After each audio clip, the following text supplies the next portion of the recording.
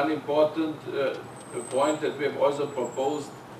in the context of 15-15-15 formula is that the member states should give civil society governance space, making it possible that civil society contributes their resources and also in decision making, but also gives real space. And so we have at this workshop in January that we've had at the UN Church Center, we asked people if they agreed that we would work towards proposing to the Secretary General that the UN system should give this North Lawn here as an area where in the future a Global Challenger Center could be built, where civil society would have a space to meet, where young people who come from around the world would have a place to meet, where local governments would have premises for meetings, the major group secretariats, and easily accessible UN system outreach activities. And so we have proposed this also to the zero draft of the outcome document, and it can be expected that in Rio they will look towards the end of the conference for something that could be demonstrated as some kind of success. And we think that this is such a Global Challenger Center here, giving really a space and a room to civil society could be something that will be attractive towards the end of the negotiations, because for the time being in the outcome document there is no substantial progress or nothing really that could be demonstrated as a big success that justifies this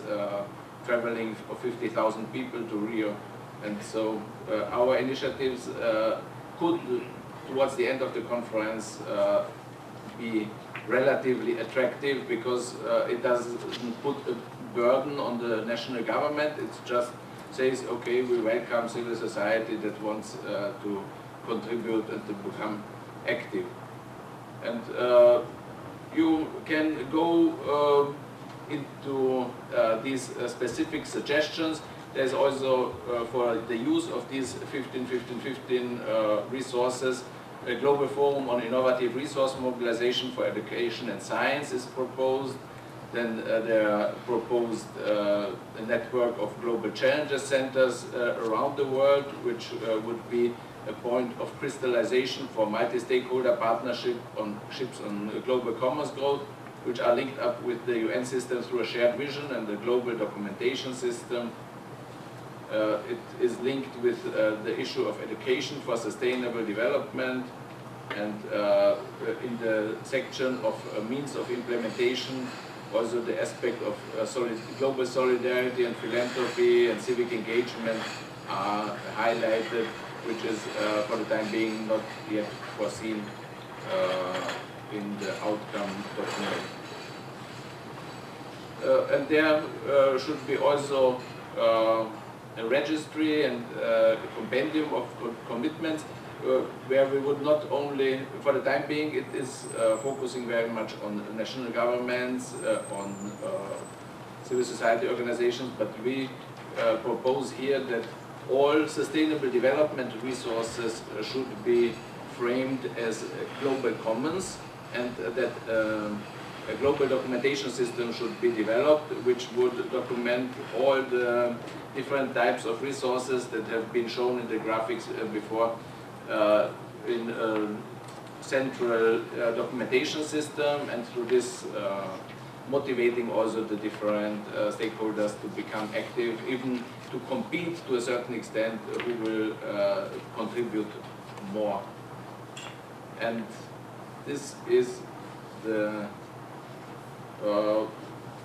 our contribution to the zero draft of the outcome document. And in Annex 3 of the issues brief on innovation, you can find our concept development activities with the conferences and workshops that we have had. And it's really one of the unique selling positions of our initiative is that it is really very sophisticated, and it is, has been discussed with leading global governance experts from the Academic Council of the United Nations system. It has been discussed at important conferences with civil society, like for instance at the UNDPI NGO conference in Bonn,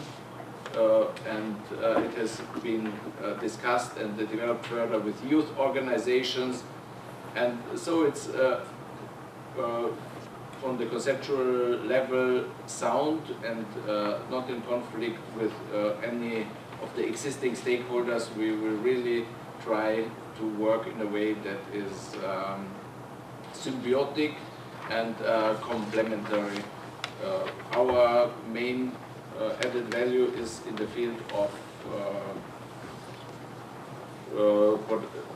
giving this shared vision, shared global vision, which uses the political window of opportunity of Rio+20 and the global documentation system and quality assurance mechanisms that we are working on. That's our main point. We will also, to get to this really 15 million volunteers and this 15 billions of financial resources, we will partner with peace movements and with spiritual and faith-based NGOs. There was one idea that we could ask children around the world to come up with Rio+20 prayers and commitments for peace and sustainable development, linking it with intergenerational partnerships and with